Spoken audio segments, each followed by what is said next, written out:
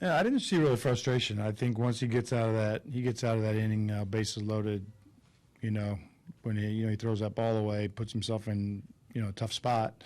And once he gets out of that, he just got smoother and smoother as that thing went on. He probably could have kept going, but it's one of those, time the pitch count's getting to a point where you got to watch him. But I thought he was really good tonight. When they grabbed his calf, was it a cramp? Yeah, he had a cramp. So he's fine. Yeah. Limping off the mound. Didn't you see him out there after the game? Limping. He wasn't limping. It's a little bit of a heart stopper for the manager at the time, isn't it? I thought it was a cramp pretty much right away. He walked off a couple outings ago here that he cramped. And so I didn't see him usually on a pull like that. You're going to feel a pop right away. And he didn't have that reaction to me. It looked more like he threw it, everything went good, and then it was like, oh. He kind of got you going with the bat, obviously, in the sixth. Yeah, obviously, him getting on is a big part of that. Anytime your pitchers give you offense, and usually, like that, starting an inning or getting an inning going. What was G so effective? Obviously, he was pounding his zone, but you were able to string those hits together and Yelly with the big hit to get you on the board. No, I think he's that guy that we've had so much trouble with, and again tonight.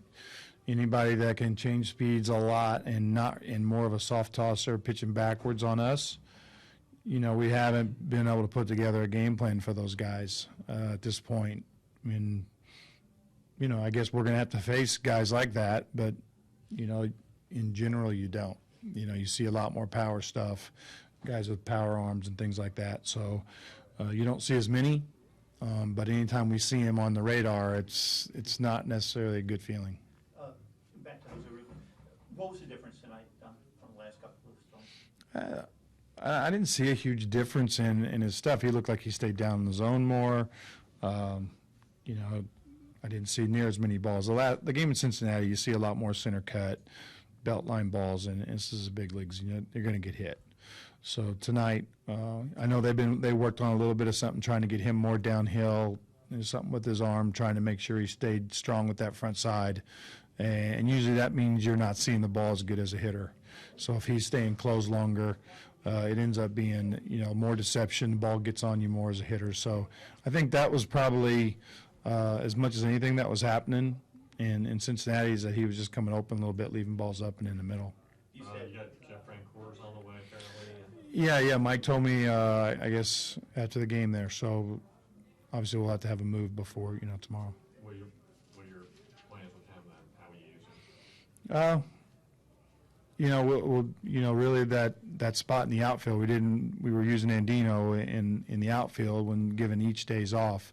So that's kind of back to that plan, and just with a true outfielder, be able to use, Andy off the bench, give Diaz at second base or something like that. So it gives us a true outfielder, in the outfield. And this time of year, you don't really want to be running an infielder out there trying to mix and match out there. Jose set the team season record for strikeouts tonight.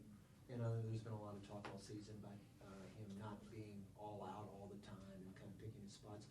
How do you see strikeouts as part of his game at this point? Well, strikeouts are a big part of Jose. Obviously, he got a lot of swing and miss in his stuff. I think all year long we've been, preaching you don't always have to be all out and try to strike everybody out. And we don't care if he strikes out 12, 15 a game. If it's just not all wipeout sliders, there's times you need a strikeout. And anytime you strike out, we're not having to make a play. So there's no complaining about him. We just don't want him to have to be all out, just always hunting them. He can get early contact at times, keep his pitch count down, and still do that. You put Echeverria in the game, and he makes that great play in the ninth. How valuable would you say he is? That was a great play.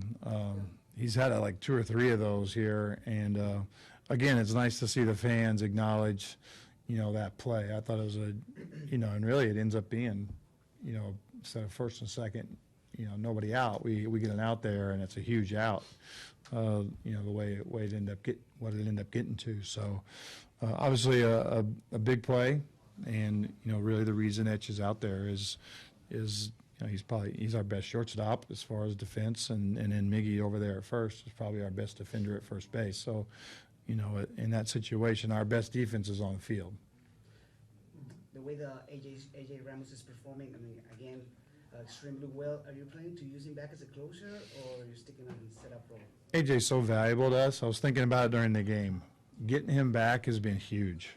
And you felt it right away in Pittsburgh. We're able to shorten the game differently. We've talked about it. We haven't really made any plans to go one way or the other. We think with the combination of Bear and AJ there, it kind of leaves us the best combination without having to say that's what we're going to do. But it is nice to know AJ's kind of more of a multiple inning guy.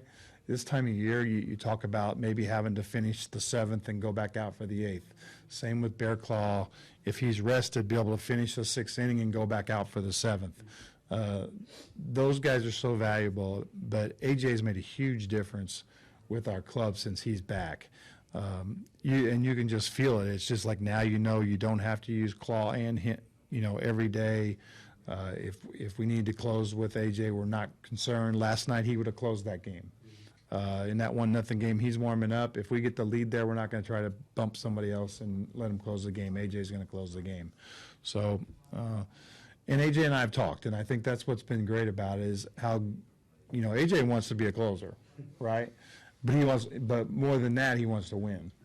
And he wants to do what it takes for us to win. And that is huge when you get that, where he's putting his, because these guys, the saves are more valuable to a guy when you start getting in contract and all that kind of stuff. And I know that's not the thing you want to talk about now, but there's still real things for guys. But when guys put that aside because they want to win, you got something good going. And that's really what you feel like you have with AJ. The other day in Pittsburgh, he's like, I just want to win.